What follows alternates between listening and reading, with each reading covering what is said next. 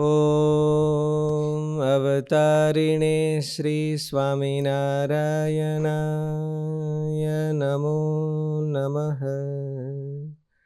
શ્રી હરે કૃષ્ણાય નમો નમઃ. શ્રી પૂર્ણ પુરુષોત્તમાય નમો નમઃ. સૂત્ર નંબર 15. તલ્લક્ષણાની વાચ્યંતે નાના મતભેદાત. હવે અનેક મતભેદોથી ભક્તિના લક્ષણો કહીએ છીએ. આગળના સૂત્રમાં એ બતાવ્યું કે નિશ્ચય દ્રઢ થયા પછી અર્થાત ભક્તિની દ્રઢતા થયા પછી લોક અને શાસ્ત્રનું રક્ષણ કરવું, પરંતુ તેના પહેલાં તેના ચક્કરમાં ન પડવું, પણ ભક્તિની દ્રઢતા કરવી, અન્યથા ભક્તિના માર્ગ થકી પડી જવાની આશંકા રહે છે. હવે એ બાબતની જરૂર રહે છે કે ભક્તના હૃદયમાં ભક્તિની દ્રઢતા થઈ છે કે નહીં તે કયા માધ્યમથી જાણી શકાય.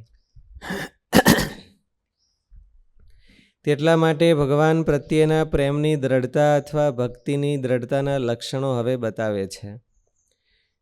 કોઈને એમ શંકા થાય કે લક્ષણો તો સિદ્ધો ભવતી, અમૃતો ભવતી વગેરે બતાવી જ દીધા છે, તો તેનું સમાધાન એ છે કે તેમાં ભક્તિના ફળ લક્ષણો, પરિણામ લક્ષણો બતાવ્યા છે.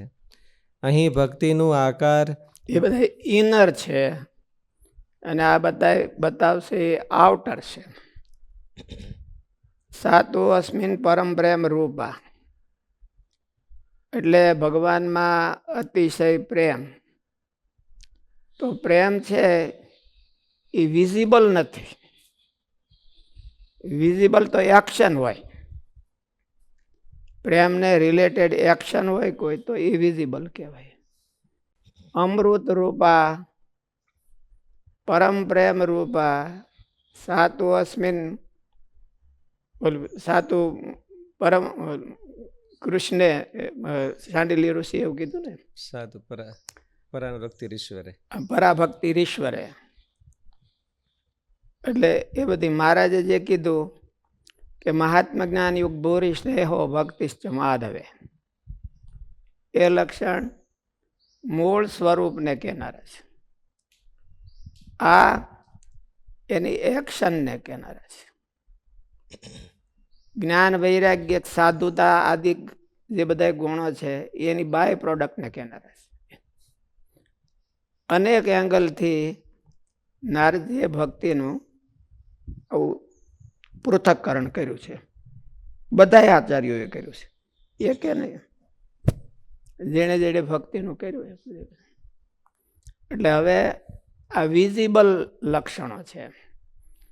પૂજાદિશુ અનુરાગ, પૂજામાં ઝોલા ન આવવાય.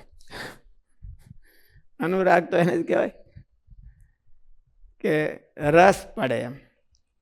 પૂજાદિશુ રસ, એટલે ભગવાનમાં રસ. એવું નારદજીનું કહેવાનું છે.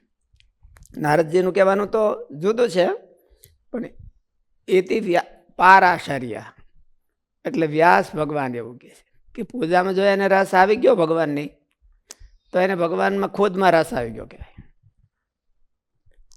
અને ગર્ગાચાર્યજી એવું કહે છે કથાદેશો અનુરાગ, કથાદેશો એ તો ગાર્ગ, આત્મરતિ અવિરુદ્ધ નીતિ શાંડિલ્ય.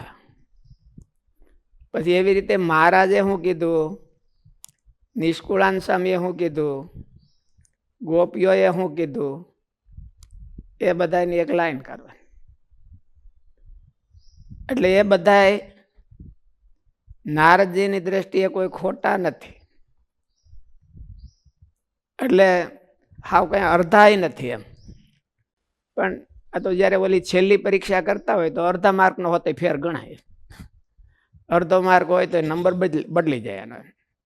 એટલે એવી નારદજીએ કરી. નારદજીએ તો એવું કીધું કે તદર્થે અખિલા ચારતા, તદ વિસ્મરણે પરમ, તદ વિરહે પરમ વ્યાકુલતા. એ નારદજીનું છે અને સનત કુમારોનું છે. માનવું એવું છે. આ બધાનું માનવું આવું છે. એ બધા લક્ષણો પણ ભક્તિના પરિચાયક છે, આઉટર ચિહ્નો છે.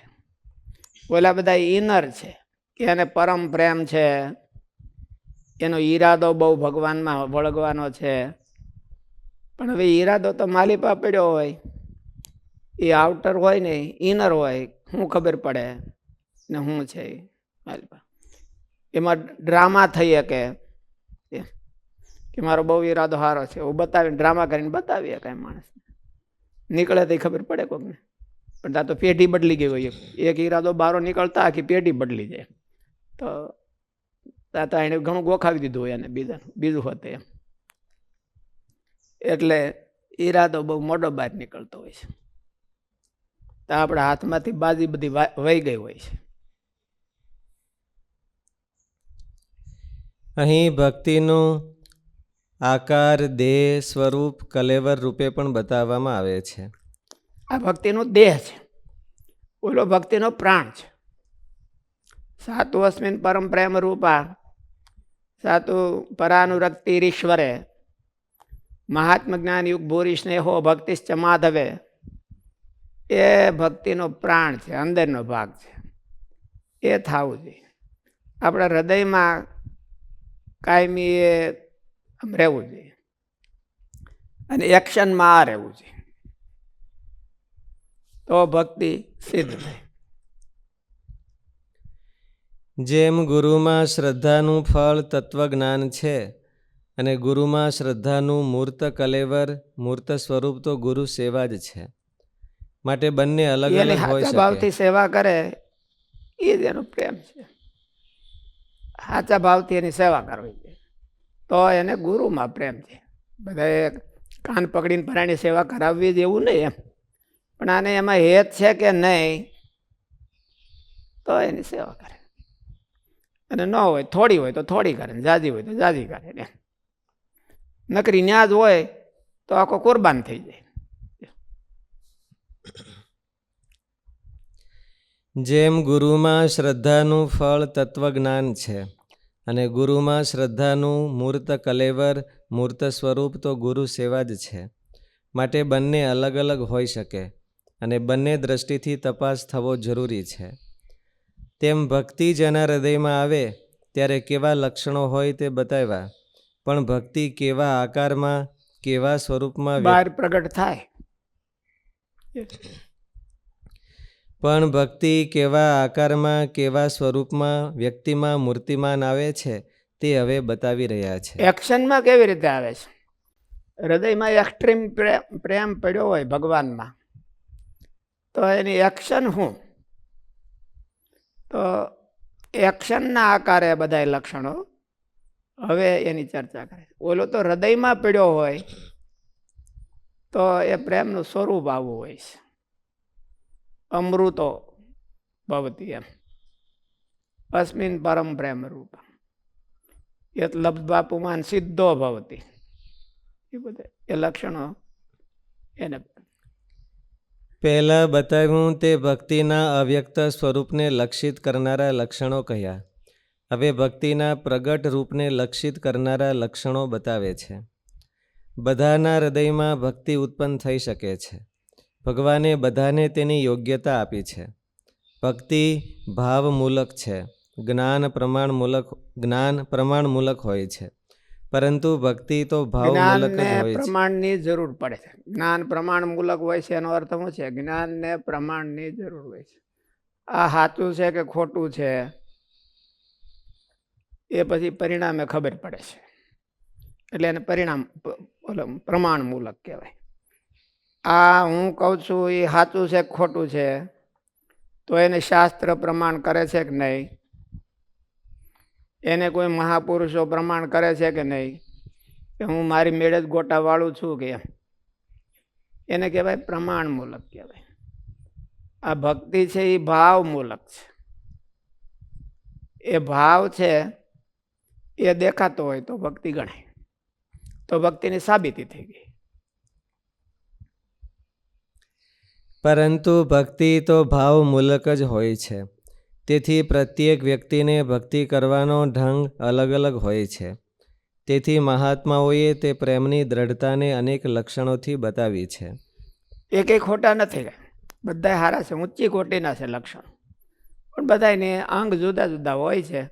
એટલે આમાં ઝાઝા લક્ષણો લખ્યા છે. આપણે તો એમાં હોતે થોડાક એડ કરવા છે. એટલે એમાંથી પોતાનું અંગ જ્યાં મળતું હોય એને સિદ્ધ કરી દેવું. એ માર્ગે હાલીને મહારાજમાં હેત કરવું. કોઈ કથાને માર્ગે હાલે, કોઈ પૂજાને માર્ગે હાલે, કોઈ બીજા માર્ગે હાલે. મહારાજે કીધું એ પ્રમાણે હાલે, નિષ્કુળાન સ્વામી કીધું એ પ્રમાણે હાલે, ગોપીઓએ કીધું એ પ્રમાણે હાલે. પણ કેન્દ્ર એક જોઈ, મહારાજની મૂર્તિ જોઈ, મહારાજનું વ્યક્તિત્વ હોય તો એમાં વાંધો નહીં. રસ્તા બધા જુદા જુદા છે, એમાં કઈ વાંધો નહીં. અને સ્વરૂપ છે એ જુદું જુદું હાલે નહીં. શાંડિલ્ય ઋષિએ કીધું હોય કે નારદજીએ કીધું હોય કે મહારાજે કીધું હોય એ એક જ હોય, એનો અર્થ એક જ હોય. મહાત્મા જ્ઞાન યુગ ભૂરી સ્નેહો ભક્તિ છે માધવે સાતુ અસ્મિન પરમ પ્રેમ રૂપા સાતુ પરાનુરક્તિ ઈશ્વરે, એનો અર્થ એક જ થાય. એમાં સ્વરૂપ જુદા જુદા ન થાય, એક જ થાય. અને અભિવ્યક્તિ છે એ જુદી જુદી થાય. કોઈ કથા દ્વારા કરે ને, કોઈ પૂજા દ્વારા કરે ને, કોઈ સેવા દ્વારા કરે ને, કોઈ બીજા કોઈ માધ્યમો દ્વારા કરે. અભિવ્યક્તિ જુદી જુદી. એનો અર્થ એવો નથી કે બીજા ખોટા છે. આ એક સ્વરૂપમાં બધા એક છે. ભક્તિનું સ્વરૂપ છે એ ઓલી ભક્તિ મીમાંસા ગ્રંથ છે એમાં પેલું કીધું મનસો ઉલ્લાસ રૂપા સાતુ મનસઃ ઉલ્લાસ ભાવના ઇતિ એકે.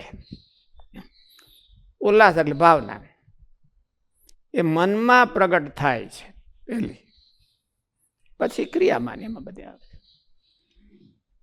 પછી જીવનમાં સિદ્ધાંતમાં આવે છે.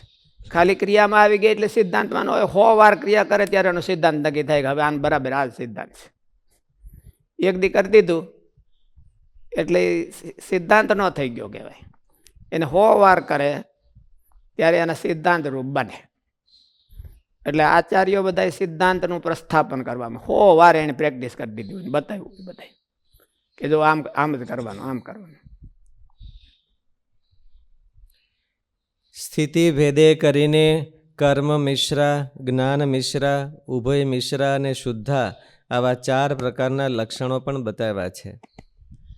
જેને જે રૂચે તે પ્રમાણે રુચિ ભેદથી અને સંસ્કાર ભેદથી તે ગ્રહણ કરે છે. પરંતુ અંતમાં તમામ ભક્તિ શુદ્ધ ભક્તિમાં પર્યવસન પામવી જોઈએ એ સિદ્ધાંત વાત છે. ગુણાતીતાન સ્વામીની વાતોમાં આવે છે ને કે અમે એને મોટા મોટા સાધુઓ બધા ટાઈમ ન મળે એટલે સવારમાં વહેલા ઉઠી અને કામ કરો ધાદિકની નિંદા કરતા હોય. એટલે બીજા એવું કે જો આ મોટા મોટા થઈને બેઠા છે ને મસાણિયા બેઠા છે, અટાણમાં ઝાપડાને સંભાળે છે. બ્રહ્મે મુહૂર્તે શયનમ વિહાય નિજ સ્વરૂપમ હૃદય ચિંતયિત્વા, એવું તો કરતા નથી. અને આપણે તો એવું કરીએ છીએ કે ગુણાતીતાન સ્વામી કે હું એ જાણે ઓલું ન મૃત્યુ હાસા, એવી ભક્તિ તો કરતા નથી. ના આત્યંતિકી મુક્તિર ન મૃત્યુ હાસા. તે અમે હું ખોટું કરીશ કે અમે હું મહારાજને નથી સંભાળતા અને અમને મહારાજમાં હેત નથી. એટલે હેત તો એનું હેત છે મહારાજ, પણ એની ભાવના એવી છે, ઊંચી ભાવના, બ્રહ્મરૂપની ભાવના છે. એટલે બીજાને ખોટા એવું ન કરે. જેનું જે અંગ હોય એ પ્રમાણે કરતા હોય. સૂત્ર નંબર 16. પૂજાદિષુ અનુરાગ ઇતિ પારાશર્ય. પૂજાધિકમાં અનુરાગ થવો તે ભક્તિનું દ્રઢ થયાનું લક્ષણ છે એવું પરાશર પુત્ર ભગવાન વ્યાસજીનું માનવું છે. પૂજાધિકમાં અનુરાગ એ વૈધિ ભક્તિ છે, જેને કર્મ મિશ્રા પણ કહેવામાં આવે છે. શાસ્ત્રોની દ્રષ્ટિએ પૂજાદિષુ અનુરાગ એટલે પૂજા એટલે બસ એમ વૈદિક મંત્રો બોલતા જવા અને ઓલમ કે ચરણ તોય અર્પણ કરું છું, અર્ઘ્ય અર્પણ કરું છું, ઓલું અર્પણ કરું છું, પણ પ્રેમપૂર્વક આપણે કરી નાખીએ. ગડબડ ગોટો વાળી કેટલા ટાઈમમાં પૂરી કરવી છે, પેલા 5 ટાઈમિંગ લઈ અડધો કલાકમાં થઈ જશે. ઓલ રાઈટ, આરતી તૈયાર રાખો. મારે 35 મિનિટનો ટાઈમ છે તોય કે થઈ જશે. 25 મિનિટનો છે તો કે બહુ થોડો કઠણ પડશે પણ થઈ જશે. એ અનુરાગ નહીં. એમ પૂજા દિવસે અનુરાગ એટલે પ્રેમથી પૂજા કરતા હોય.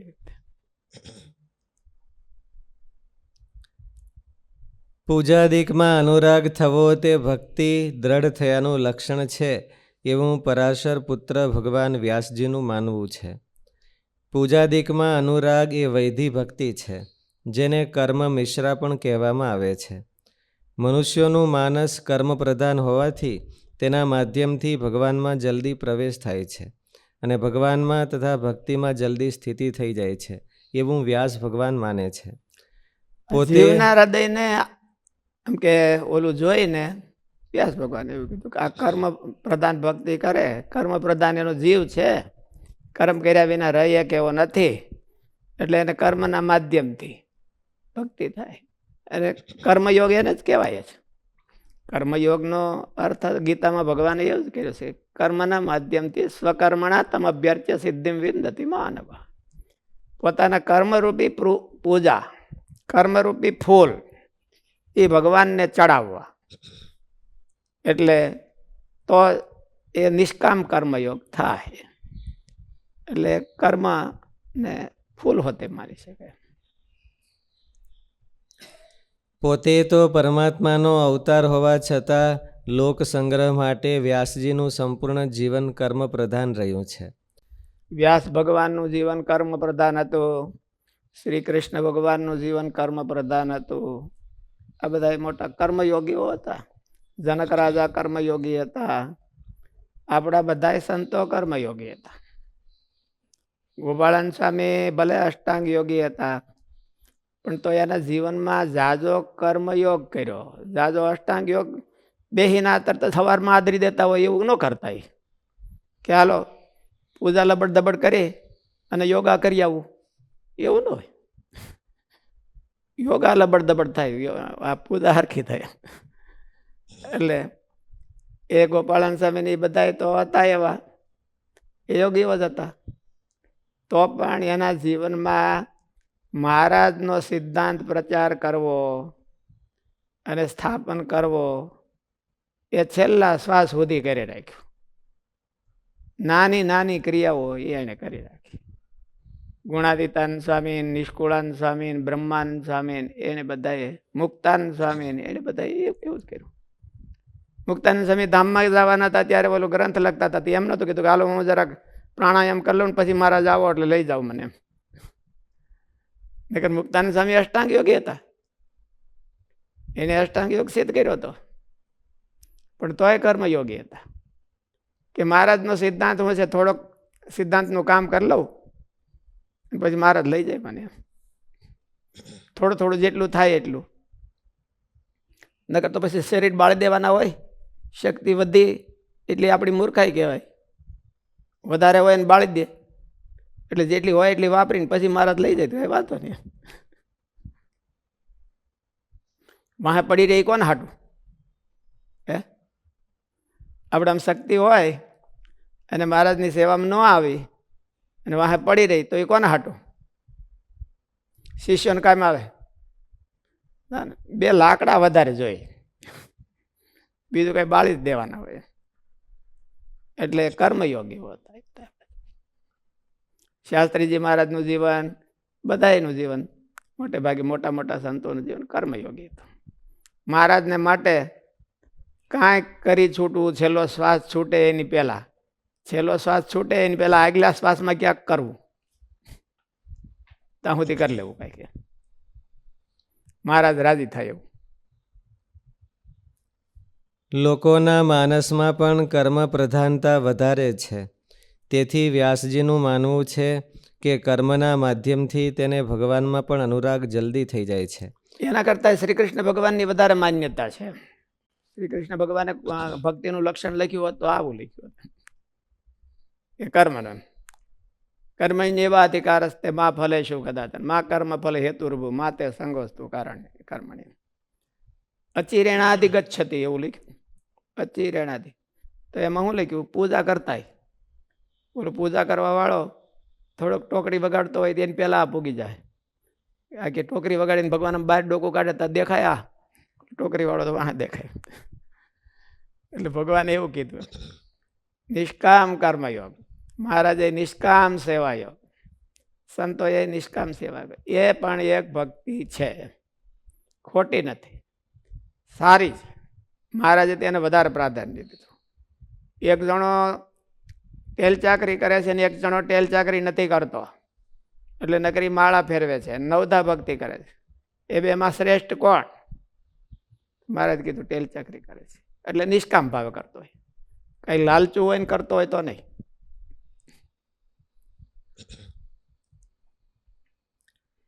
લોકોના માનસમાં પણ કર્મ પ્રધાનતા વધારે છે. તેથી વ્યાસજીનું માનવું છે કે કર્મના માધ્યમથી તેને ભગવાનમાં પણ અનુરાગ જલ્દી થઈ જાય છે, માટે તેઓ એવું બતાવી રહ્યા છે. યોગ સૂત્રમાં બધા લેવું તો પડ્યું હોય કે ક્રિયાયોગ છે ને, તપસ સ્વાધ્યાય ઈશ્વર પ્રણિધાનાની ક્રિયાયોગ છે. એ ક્રિયાયોગ છે. એટલે ક્રિયાયોગ કયો કે કર્મયોગ કયો કે કર્મ પ્રધાન યોગ કયો, કર્મ પ્રધાન ભક્તિ. આ ભક્તિનું શાસ્ત્ર છે, એટલે એમાં ઓલા બધાની ચર્ચાઓ નથી કરી. સુખાનુશયી રાગ એવો યોગ સૂત્રનો સિદ્ધાંત છે. જ્યાં ક્યાંય જીવને સુખાનુભૂતિ થાય એટલે તુરંત તેમાં રાગ પ્રગટે છે. અનુકૂળ વેદનીયમ સુખમ, અને જ્યાં અનુકૂળ અનુભૂતિ થાય ત્યાં સુખાનુભૂતિ થાય છે, પણ તે બંને ક્ષણિક છે. જ્યાં સુધી અનુકૂળ અનુભૂતિ રહે ત્યાં સુધી સુખાનુભૂતિ રહે, અને જ્યાં સુધી સુખાનુભૂતિ રહે ત્યાં સુધી રાગાનુભૂતિ રહે. પણ રાગ હૃદયમાં આવે ત્યારે જીવમાં તેના સંસ્કારો પડી જાય છે. ઘાટો રાગ અનુભવાયો હોય અને તે સંયોગ અદૃશ્ય થતાં રાગ અદૃશ્ય થાય, પણ ઘાટા સંસ્કારોને મૂકી જાય છે, અને તેથી જીવ તે રાગાનુભૂતિ ફરી અનુભવવા અથવા તે રાગાનુભૂતિ સદાકાળ જીવમાં અનુભવવા તડફડિયા મારે છે, ફરીવાર પામવાની ઝાળ અનુભવે છે. એને અનુરાગ કહેવાય. એવું છે. પૂજા દિશુ અનુરાગ. અનુરાગ કોને? રાગ અને અનુરાગમાં શું ફેર?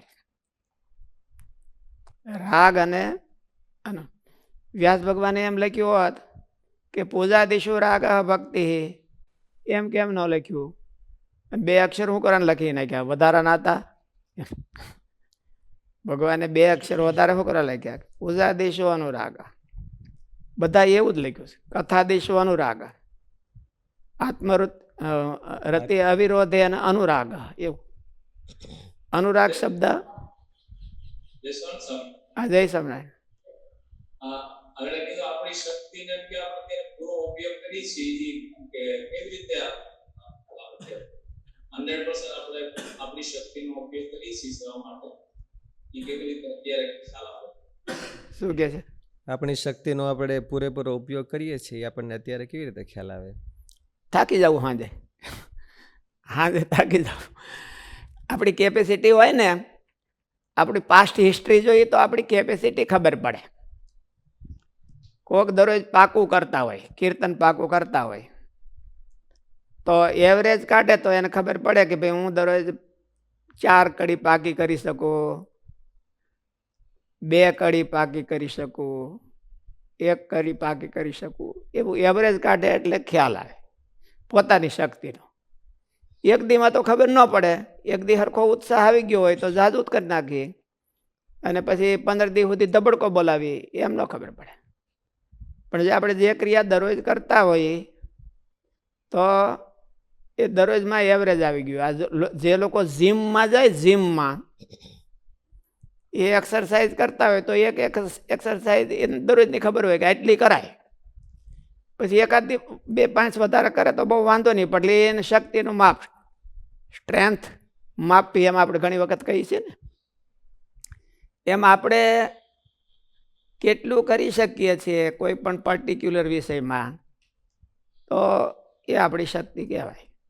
એનાથી ઓછું કરીએ, દાખલા તરીકે કોઈ 50 દંડવત દરરોજ કરતો હોય અને એક દી એને આળસ ચડી અને ન કરે, તો એ શક્તિ એને કાલ જમા ન થાય. એ ગઈ. કાલે અમુકને એમ 15 દી ન કરે તો અમુકની ઓછી થઈ જાય. એટલે રેગ્યુલર આપણે આપણી કેપેસિટી કેટલી સેવા કરી શકીએ, કેટલી ભક્તિ કરી શકીએ, એનું માપ જાજુ આપણે ભૂતકાળ આપણો જોઈએ પોતપોતાનો, તો એને ખબર પડે કે એટલું કરાય. એનું એવરેજ કાઢી લેવાય. એનું એવરેજ છે એ આપણે કાઢી લેવાય. એટલે એટલી આપણી શક્તિ કહેવાય. અને એટલી આપણે આગળ ધપાવી હોય તો વાંધો ન આવે. એવરેજ આપણે નિયમ રાખ્યું હોય કે એટલું મારે કરવું, તો એમાં વાંધો ન આવે. એમ વરસની એવરેજ કઢાય, મહિનાની એવરેજ નીકળે અને દરરોજની હોતે નીકળે. એટલે વર્ષ દિવસમાં આપણે એટલું કરીએ છીએ, ઓલા વર્ષમાં એટલું કર્યું હતું તો આ વખતમાં એટલું થાય છે કે નહીં, એને થોડુંક વધારે કરવાનો બોલો આગ્રહ રખાય, તો એને ખબર પડે કે આપણી આટલી એવરેજ છે, શક્તિ આટલી છે. એવી રીતે કદાચ માનો કે આ સેવા કાર્યો કરતા હોય, એમાં પણ હોતે એવરેજ કાઢે તો નીકળે ખરી, અંદાજથી એવરેજ નીકળે.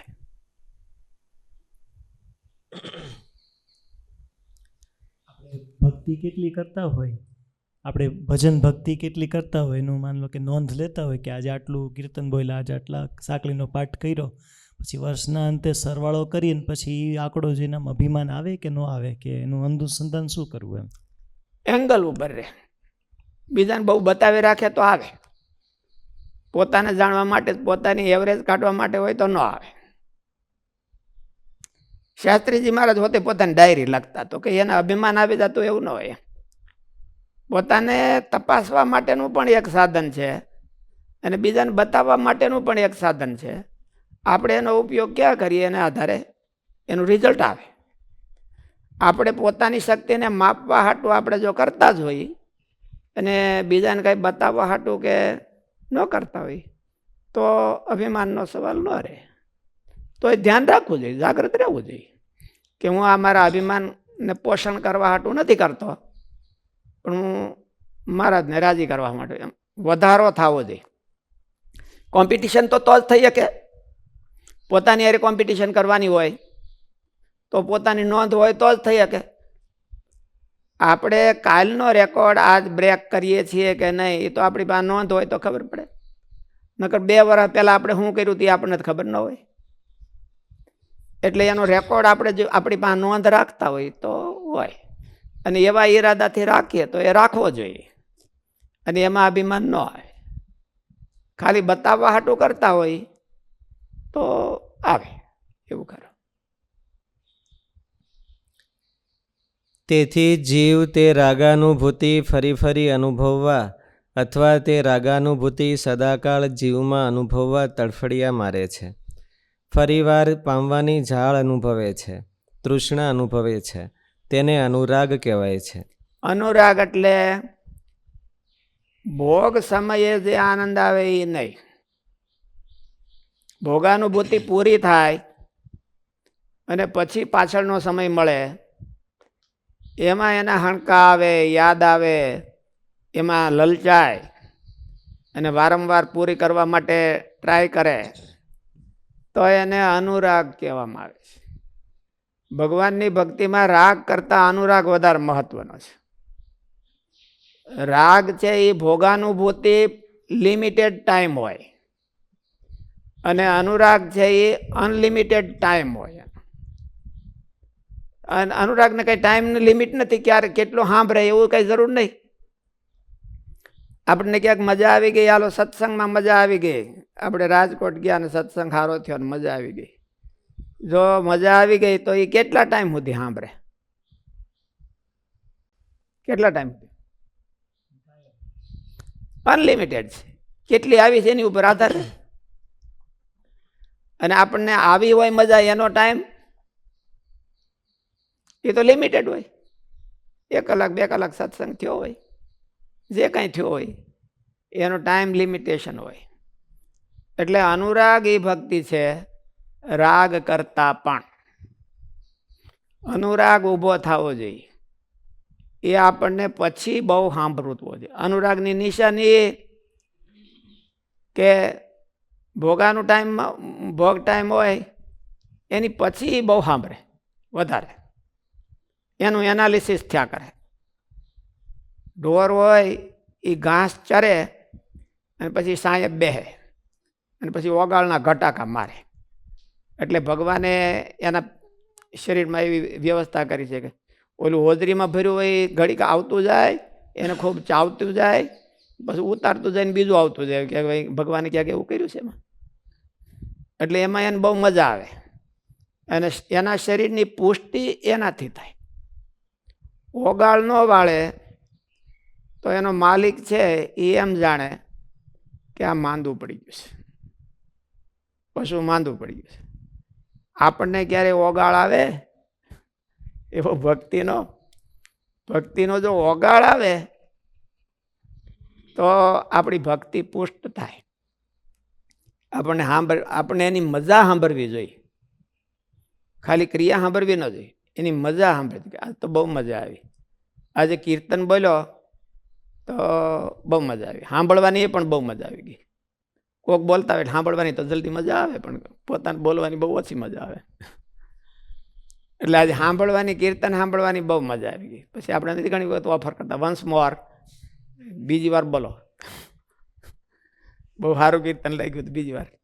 એ એનો અનુરાગ કહેવાય, એને મજા આવી કંઈક થોડીક. એ જ ભક્તિ છે. એનો સબ્જેક્ટ પાછો ભગવાન સંબંધી હોવો જોઈએ, નકર પાછો ફિલ્મ સંબંધી હોય તો ન થાય. પણ એનો સબ્જેક્ટ ભગવાન સંબંધી હોવો જોઈએ. અનુરાગ છે એ જ ભક્તિ એટલે અનુરાગ છે એ જ ભક્તિ એટલે સપોઝ કોઈ દંડવત આદિ કોઈ નવધા ભક્તિ કોઈ કરી હોય, પછી પાછળથી સાંભળે કે મજા આવી હતી, એ જ ભક્તિ કે પછી પાછું કરે હોતા? કરે છે એ તો ભક્તિ કહેવાય, પણ ઓલે આપણને મજા એમાં આવે છે કે નહીં એ વિશેષ ભક્તિ કહેવાય. એટલા માટે તો કીધું કે ન ક્રિયા. ભક્તિ તો ક્રિયા નથી ખાલી, પણ એ તો રસરૂપા છે. એટલે ક્રિયા તો ખાલી કલેવર છે, એમાં આપણને રસ કેટલો આવે છે. આપણે દંડવત કરવામાં, પૂજા કરવામાં, કથા સાંભળવામાં, સેવા કરવામાં, એ કરતા હોય એ તો ક્રિયા કહેવાય, પણ નોટ ઓનલી ક્રિયા. ભાઈ સત્સંગ સાહેબે સમજાવ્યું હતું ને હમણાં કે responsibility, not only job. Right પર્સનનું લક્ષણ શું કે not only job but responsibility. એમાં એટલું હોતે ઉમેરવું જોઈએ, not only responsibility but with job. એને જોબની હારે રિસ્પોન્સિબિલિટી અને રિસ્પોન્સિબિલિટીની હારે જોબ. રિસ્પોન્સિબિલિટી મુખ્ય, જોબ છે એ કોણ. એમ રસ એ મુખ્ય, ક્રિયા એ સેકન્ડ. શું કરવાને એવું? કારણ કે ઘણા ક્રિયા તો 100 જણા કરતા હોય, 100 જણા ક્રિયા કરતા હોય, એમાં રહવાળા 2-5 માંડ નીકળે. રહ સહિત ક્રિયા કરતા હોય એમાં 2-5 માંડ નીકળે. એટલે એ મુખ્ય. રેર હોય એનો ભાવ વધારે હોય, અને જે આમાં ભટકાતા હોય એનો ભાવ ન આવે ને. તાંબિયાને 13 ભટકાતા હોય તો એનો ભાવ ન હોય. એટલે 100 જણા ક્રિયા કરતા હોય, લક્ષાવધિ બધાય પૂજા કરે છે. વ્યાસ ભગવાને કીધું પૂજા દિશો અનુરાગ હૈતિ પારાશર્ય. તો આપણે આ સત્સંગમાં લક્ષાવધિ પૂજા કરે છે. રહ કેટલાને અને એનો ઓગાળ કેટલાને આવે? તો એનો અર્થ એવો છે કે ઓગાળ આવે તો મજા આવે. એને ભક્તિનું તત્વ કહેવાય, ઓલું ભક્તિનું કલેવર કહેવાય. આમાં પૂજા દિશો અનુરાગ એ ભક્તિના લક્ષણો જ છે, પણ ખાલી પૂજા એવું નથી લખીને વાંચ્યું ભગવાને કે પૂજા ભક્તિ.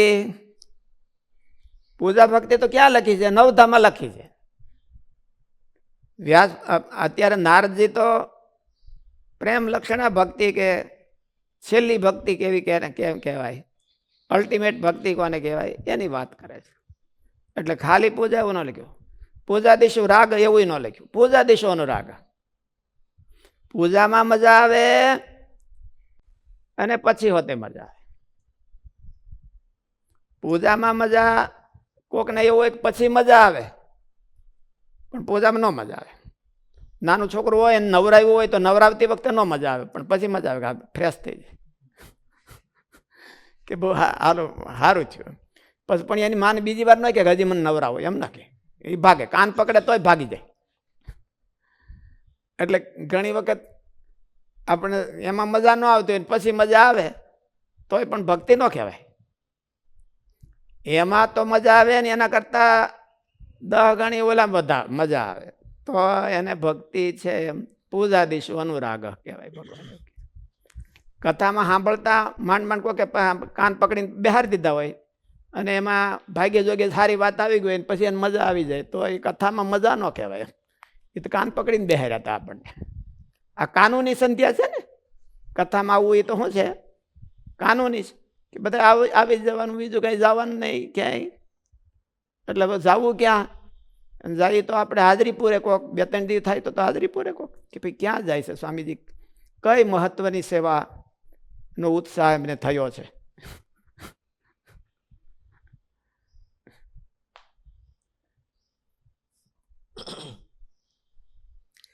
રાગની પાછળ પાછળ ચાલ્યો આવતો હોવાથી તેને અનુરાગ કહેવાય છે. અનુ એટલે પછી, એ રાગ જ છે પણ સીધો પેલો ઓલાને ચાન્સ આપે છે અને આ પછી આને. એટલે બે વાના જરૂરી છે. ક્રિયા હોતે જરૂરી છે. એની પાછળનો રસ રસ એ ભક્તિ છે એમ કહેવાનું. રસ છે એ ભક્તિ છે. એટલે પૂજા દિશુ અનુરાગ ભક્તિ. પૂજા ઇતિ ભક્તિ. પૂજા ભક્તિ કીધી હોત તો એને 9ધામાં ગણી હોત, અને પૂજા દિશુ અનુરાગ એને પ્રેમ લક્ષણામાં ગણી દીધી. રાગની પાછળ પાછળ ચાલ્યો આવતો હોવાથી તેને અનુરાગ કહેવાય છે. તે ચિરસ્થાયી હોય છે. રાગ ક્ષણિક હોય છે ને વિષયના સાનિધ્યમાં ઉભરાય છે, જ્યારે અનુરાગ આલંબનની અર્થાત વિષયની ગેરહાજરીમાં ઉભરાય છે. એ બહુ ઝાઝો ઉભરાય. ગોપીઓને વિરહાગ્નિ શ્રી કૃષ્ણ ભગવાન નહોતા ત્યારે બરોબર જાગ્યો, હતા ત્યારે તો રાગ જાગ્યો હતો, અને વયા ગયા પછી અનુરાગ જાગ્યો. વિરહાગ્નિ ભભૂક્યો કે નહીં રહેવાય, મરી જાઉં એવું થઈ ગયું. એટલે એને વિરહાગ્નિ ભભૂક્યો કહેવાય, એ અનુરાગ ભભૂક્યો કહેવાય. એટલે એવું થાય તો થાય.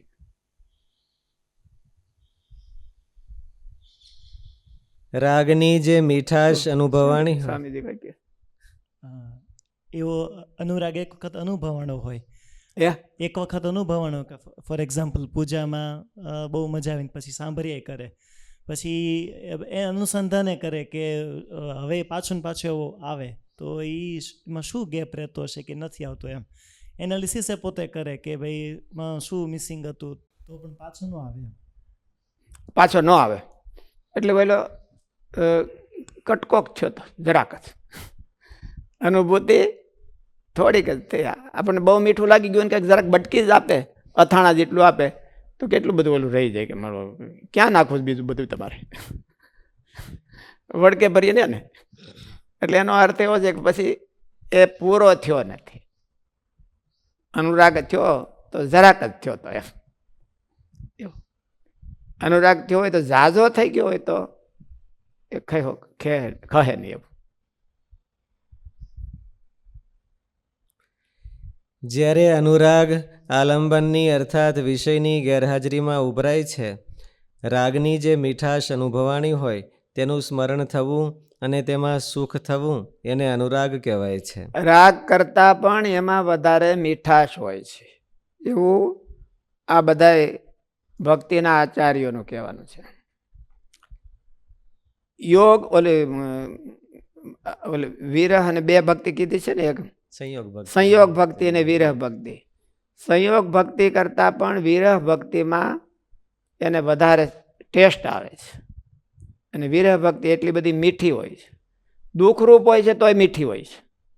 વિરહ ભક્તિ છે એ અસહ્ય હોય છે, અને માણસને વિકળ કરી દેવી હોય છે, તો પણ એમાં જે આનંદ હોય છે એના કરતાં સંયોગ ભક્તિમાં 100 ભાગમાં આનંદ ન હોય, એવો એને વિરહ ભક્તિમાં આનંદ હોય. એટલે એ તો એનો એટલે તો અનુરાગ કીધો છે. અને એ અનુરાગ હોય તો જ આવે વિરહ ભક્તિ. અનુરાગનું બીજું રૂપ જ છે વિરહ ભક્તિ, બીજું કાંઈ છે નહીં. રાગનું નહીં, રાગ તો સંયોગ ભક્તિનું, પણ અનુરાગ છે એ વિરહ ભક્તિનું રૂપ. કેટલું તમને વધારે સાંભળે છે. આપણને માનો કે મોટા સંતો હોય એ વયા ગયા હોય ધામમાં, પછી કેટલા સાંભળે છે. શાસ્ત્રીજી મહારાજ કહેતા ને કે સ્વામીના ગુરુભાઈ, મોટા ગુરુભાઈ હતા દેવપ્રસાદ સ્વામી અને નારાયણ સેવાદાસ સ્વામી, એ બે 1 અઠવાડિયાના આંતરે ધામમાં ગયા. પછી મને 1 મહિનો સુધી સ્વામી રોયા જ કરે. સાંજે હુવા જાય તો યાદ આવે ને પછી રોવાઈ જાય.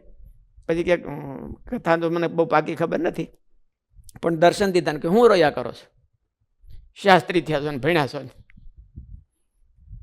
એટલે સ્વામીને એવો ઠપકો દીધો. એટલે એને કહેવાય અનુરાગ. પછી બહુ સાંભળે ઉભરા હોય તે થોડા રોયા કરે, હોય તે એનો આનંદ લીધો હોય તો પછી રોવાનું આવે, નહીં તો ન આવે. નહીં તો એમ થાય કે હાશ માંડ ગયા, એવું થાય. એટલે અનુરાગ છે એ પછી ઉભરાય અને પછી રહી ન હોય કે એનાથી. ગોપીઓની દશા એવી હતી.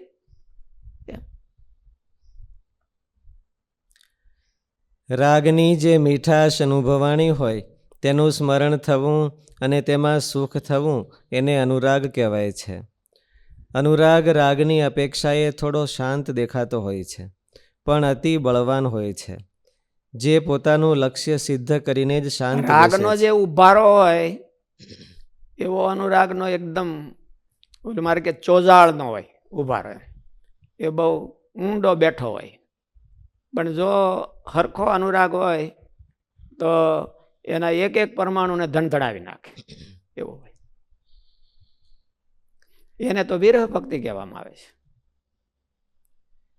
અનુરાગ રાગની અપેક્ષાએ થોડો શાંત દેખાતો હોય છે, પણ અતિ બળવાન હોય છે, જે પોતાનું લક્ષ્ય સિદ્ધ કરીને જ શાંત બેસે છે, જેને વચનામૃતમાં શ્રીજી મહારાજે ઈશક શબ્દથી કહ્યો છે.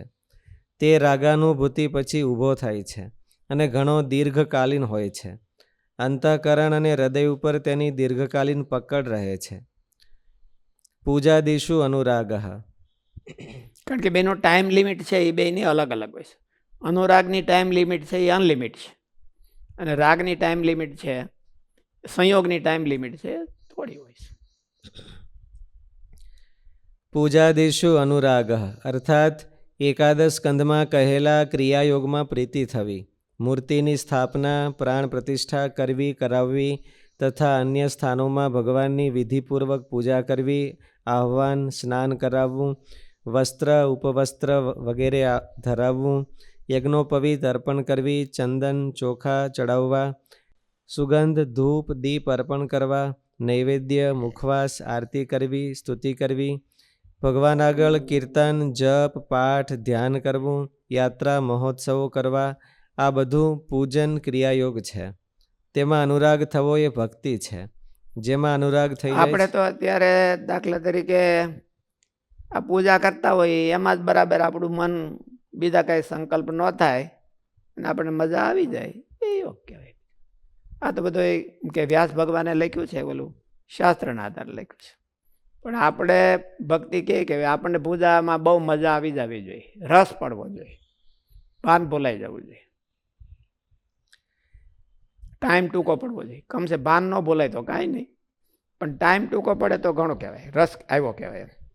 કે મારું લે ટાઈમ થઈ ગયો, હાલો હાલો પૂરી કરવી પડશે, ઓલું પૂરી કરો જલ્દી જલ્દી, ટાઈમ થઈ ગયો છે. આ બધું પૂજન ક્રિયાયોગ છે. તેમાં અનુરાગ થવો એ ભક્તિ છે. જેમાં અનુરાગ થઈ જાય છે તેમાં લગ્ની લાગી રહે છે.